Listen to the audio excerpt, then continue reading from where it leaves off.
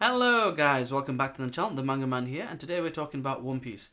It has been about a month since I've actually made a One Piece video, and with the break, there's three chapters, including the current one, that we need to talk about. The official release will come out around about 4 p.m, 5 p.m. UK time.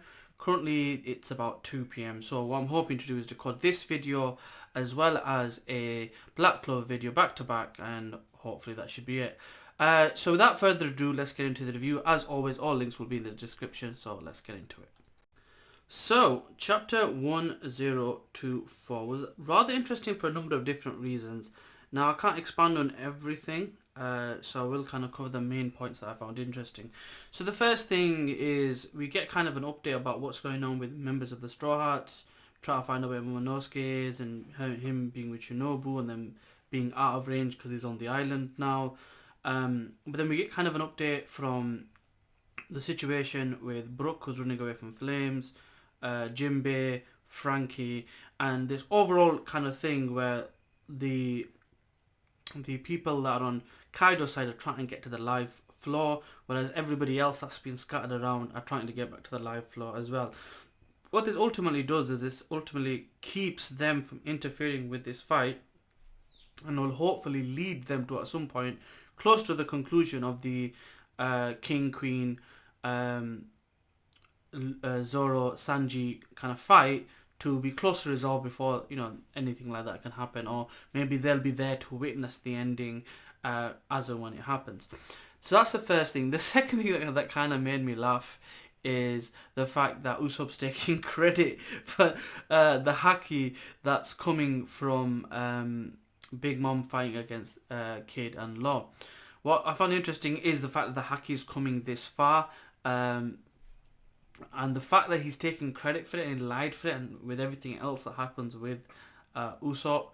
I assume once he gets over his cowardice in his travels, he will eventually get to a point where he's going to unlock this King's haki, because a lot of his lies basically come true in one shape or another. So that I found interesting, and the fact that he's bragging about taking down 2 of the Tobiropo ultimately is probably going to lead to a big bounty for him, even though he's taking credit for stuff that he hasn't. In reality, Nami should get some of the credit for taking down Ulti as well, with Big Mom's help, technically in both cases, with her initial attacks as well as Zeus.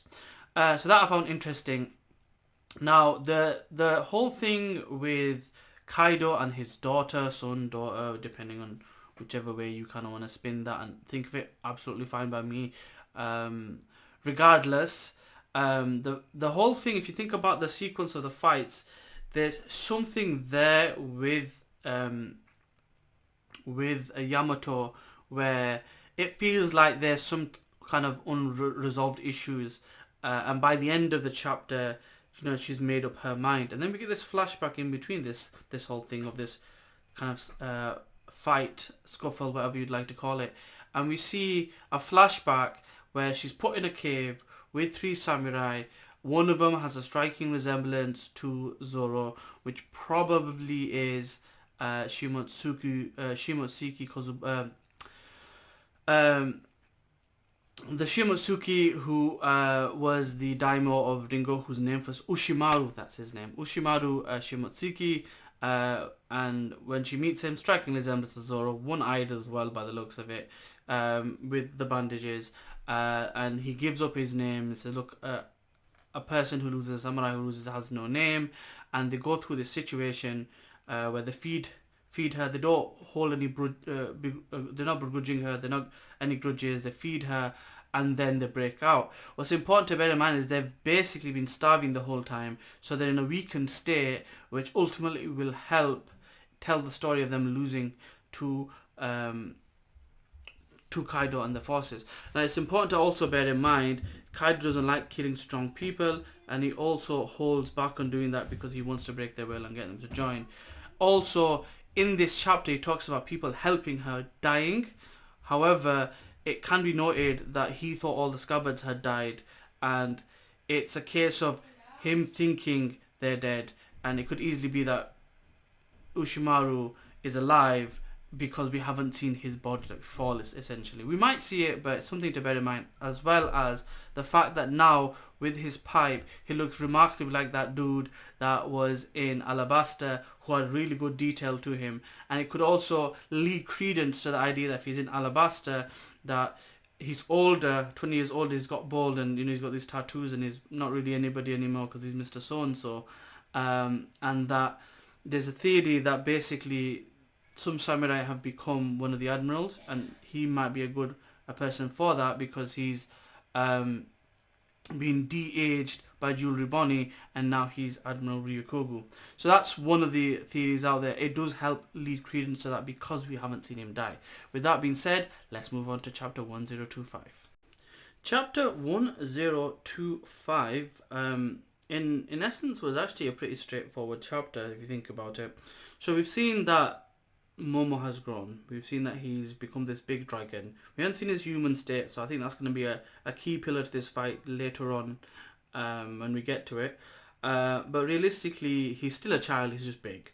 He's scared of flying because he doesn't really know how to fly. And this is going to be a thing that he will have to learn if he's going to be a shogun and become more of a competent fighter. But it's one of those where he's got the potential. He's now capable physically and devil fruit wise, but his proficiency and his experience fighting and his own mental blockages and fears are what are holding him back. Eventually he does start flying, albeit closing his eyes. He does get to onigashima while causing a ruckus, and basically we get to catch up of everything, and then he ends up on the top floor, confusing the hell out of everybody because there's now a pink version of Kaido running around. And then it ends with a brilliant kind of panel with Luffy stood on top of him, ready to take on the next stage of this fight. What's interesting though is throughout all of this, it kind of seems like Big Mama's kind of just been stood around doing nothing for the last couple of chapters. But then we've been told that she's been using haki, which means she is fighting, but she's not able to take down Kid or Law at this point. And then it's like, what's going on with Killer and Hawkins then? What's going on with Apu? Is he done? So there's a lot of things that are kind of left in the open, and we don't see what's going on with a lot of people other than quick snapshots. So it's an interesting update chapter more than anything else, and it is really about moving pieces to the right places, and that's getting Luffy back onto the top to start his fight. The other thing that I think was interesting was the way Yamato was fighting against Kaido, and she was being really defensive, and she was using her abilities that she's been given from her devil fruit, which were really cool. There was a mountain mirror attack, defensive maneuver. Obviously she's using haki and advanced haki, and it really kind of asks the question, where does she fall in line with the rest of the Straw Hats? Now there's a few things that come to mind. So I was always under the impression that the Straw Hats work in trebles. So you got the monster trio, right? So that's Luffy, Sanji, Zoro. They're always going to be a thing. They're the right hand and the left hand are the wings of the Pirate King. So they're always going to be in that cluster. Then you've got a cluster of individuals at the bottom called the Cowardly Trio, which is Nami, Usopp, and Chopper-san. So then you've got that. Then you've got this older trio, which is basically, it's Frankie, it's Robin, and it's Brooke. So that's kind of been the dynamic so far. Now with the addition of Jinbe and him being a fishman, and the potential addition of Yamato, and hopefully the addition of a mink, a lot of people have been saying Carol John, which is fine. Once this situation with Perospero is resolved, I think she would be a good addition to make 12 in total. And then you have another trio, which is a trio not necessarily of weirdos, but special species. So you have that amongst the crew as well as in the extended fleet, and I think that's where it's going to be. Is rather than her being now part of the monster trio with Jinbe and Sanji's relegated. Ultimately, I always think Sanji's going to have things that's going to help him develop. From what we've seen, his body's now responding to the use of the raid suit, and his issue for me has always been defense. Because if you look at him taking damage, when he took damage against the character in Punk Hazard, who was like a double agent, and he felt like his leg was in a crack. His name escapes me, I apologize. He was working for Doflamingo. Then he fought Doflamingo and he took damage, and he's been taking damage. So I think his issue's never really been with his Kenbunshin Haki. He's always been in defense. So I think because his specialism is in Kenbunshin Haki, I think him activating his version of the exoskeleton will help tank a little bit more and make him a little bit more durable, because I think that's where his boost is going to come, and having a stronger body will allow him to exert more flames, to have more powerful attacks and tank more, and then hopefully develop future sight with his specialism in Kenbunshin no Haki. Zoro has never really had an issue with durability. If anything, he's insanely durable, and he's just shown the tip of the iceberg of his potential, because even he doesn't really know how he's using his Hoshoku no Haki, his King's Haki, that we've seen in Ashura.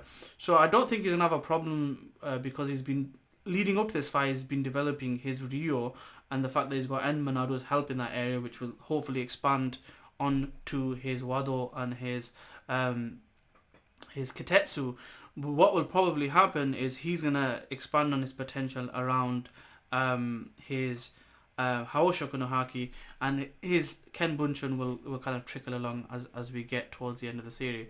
That being said, that's pretty much the chapter really. We see a little bit of Yamato, we see a lot of this travel that happens between with Yamato, the brilliant ending, and then the setup for chapter 1026.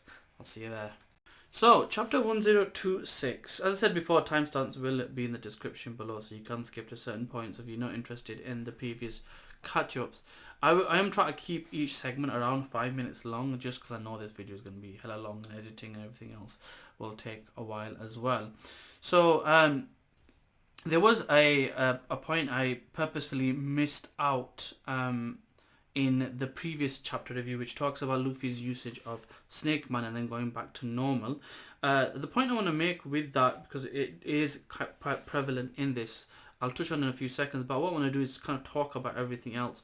So the first thing that I want to talk about really that happens in this chapter is, again, another kind of getting past the mind's block of Yamato, Momo, Momonosuke, and he still fears Kaido, and a lot of it is about overcoming those hurdles. Again, I talked about this before, it's about proficiency with him and experience. Once he gets over his issues and his mental blocks, he'll be competent, he'll be fine, because he'll have a strong body to work with. But it's about getting his mind right, because he's still a child. Mentally, physically, he might have improved. Whether or not he's going to get reverted back so he can go through that childhood and mature normally, I don't know. Or is it going to be a thing where he's going to be his age now, get to the point where he's mature over towards the end of the series, and then get reverted by somebody like Jun Riboni? We don't know. But we see flashbacks, and it's important to bear in mind two things. It's not made clear that the dead body that's there is not a maid, but it does make it seem like it's his mother, Toki. And if that is the case, the theory that she's been pushed into the future or something like that doesn't hold weight then if she's dead here, because we do see that there's a body there, and there is mention of Momo and Toki to get away. So if she's died, that ends that. She's not coming back unless it's in a flashback. If she hasn't died and she's somehow been pushed into the future, and maybe in the confusion Momo doesn't know this, we may see her again. But these moments in these flashbacks is what pushes Momo to bite Kaido, and then Luffy saying, look, you've literally bitten a Yonko, so you got nothing to fear now. So the fact that he's able to help him act in certain scenarios and overcome certain blocks means he's going to be that foil that Momo needs to really be the shogun he needs to be, because he doesn't treat him like a child. He treats him like a comrade, a person of responsibility, and he doesn't baby him.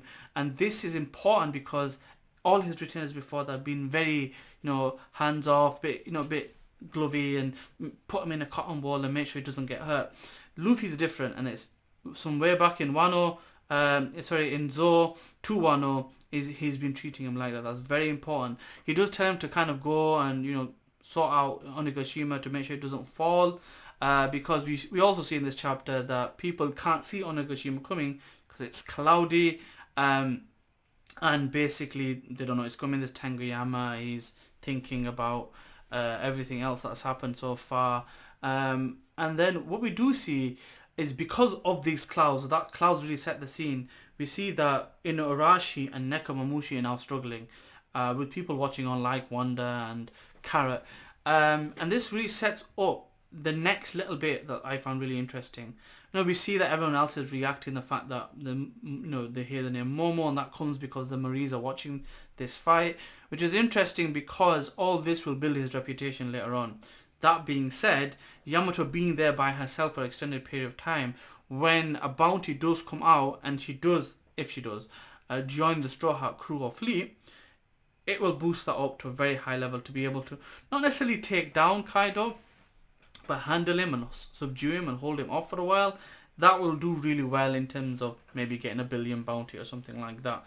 Especially if the other parts of the Monster Trio and Luffy and Jinbei get big boosts, considering who's who at the highest bounty at that time of this battle.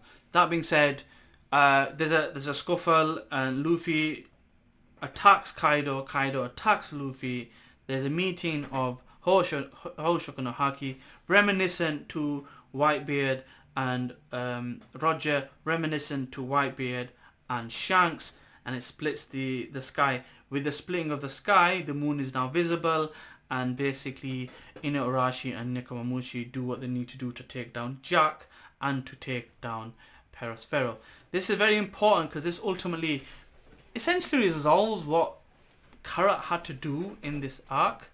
It also gets revenge for Inuarashi for what happened on Zo, and it also takes care of Jack's battle because they did fight him up above. He did go into hybrid form now, and he has been taken down. So we've seen the extent of his ability, and it really shows how strong the Sulan form is. What I'm hoping now is by the end battle we get this army of minks turn up on a full moon for the final battle, for this whole army of Sulongs to fight against the Marines and the Gorosei and the SSG and Inusama, and we really see the full capability because it's kind of been off screen and we've kind of seen a little bit here, but it's not fully fleshed out. But what that ultimately means is the Tobi Roppongi are down. Other than Hawkins, the headliners are pretty much down. We don't know what's going on with the Apu, and the battle between Jack and the battle between King and Queen versus Zoro and Sanji is still on its way.